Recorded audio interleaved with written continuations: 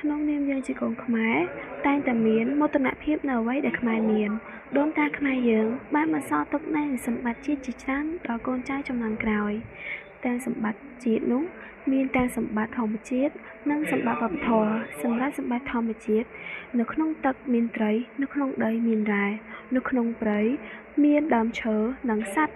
ទាំងសត្វចតុបាទនិងបក្សាបក្សីហើយសម្រាប់សម្បត្តិវប្បធម៌វិញកូនខ្មែរយើងតែងតែដឹងហើយនោះគឺប្រាសាទអង្គរវត្តប្រាសាទអង្គរវត្តគឺជាស្ថាបត្យកម្មខ្មែរដ៏អស្ចារ្យដែលបានកសាងឡើងនៅក្នុងសតវត្សទី12នៅក្នុងរជ្ជកាលរបស់ព្រះបាទសូរ្យវរ្ម័នទី2ហើយប្រាសាទអង្គរវត្តបានកសាងឡើងក្នុងគោលបំណងថ្វាយទៅដល់ព្រះវិស្ណុនិងបង្ហាញអំពីសាសនារបស់ហិណ្ឌូ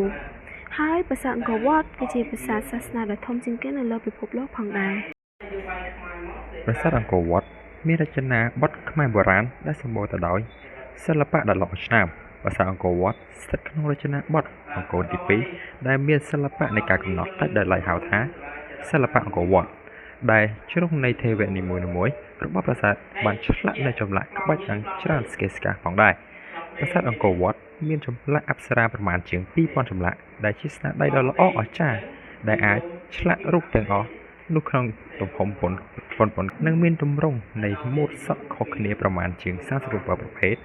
ដែលចម្លាក់អប្សរាទាំងនោះអាចបែងចែកនៃការឆ្លាក់នៅចម្លាក់ម៉ូដសក់ខុសគ្នាក្នុងទម្រង់ដ៏ច្រើននិងមិនគួរឲ្យជឿយើងដឹងហើយថាប្រាសាទអង្គរវត្តក៏ជាអត្តសញ្ញាណជាតិខ្មែរមួយយ៉ាងសំខាន់របស់ប្រទេសកម្ពុជាផងដែរប្រាសាទអង្គរវត្តមានតួនាទីយ៉ាងសំខាន់ទាំងផ្នែកសាសនាវប្បធម៌ប្រវត្តិសាស្ត្រនិងសេដ្ឋកិច្ចរបស់កម្ពុជាប្រាសាទអង្គរវត្តមិនត្រឹមតែជាកន្លែងបូជាតែប៉ុណ្ណោះទេប៉ុន្តែប្រាសាទអង្គរវត្តក៏បានបង្ហាញអំពីសិល្បៈនិងវិចិត្រសិល្បៈខ្មែរបុរាណជាច្រើនដើម្បីឲ្យយើងបានឃើញដូចជារូបសត្វទេវតាចម្លាក់លម្អផ្សេងៗនៅក្នុងរឿងរាមកេរ្តិ៍ឬក៏រឿងសកលសមុទ្រទឹកដោះនៅលើផ្ទាំងប្រាសាទបានយ៉ាងស្រស់ស្អាតនិងប្រវត្តិសាស្ត្រខ្មែរបានយ៉ាងច្បាស់ពីប្រាសាទអង្គរវត្តផងដែរអង្គរវត្តបានទទួលស្គាល់ថាជាគេហដ្ឋានបុរាណធំជាងគេនៅលើភពផែនដី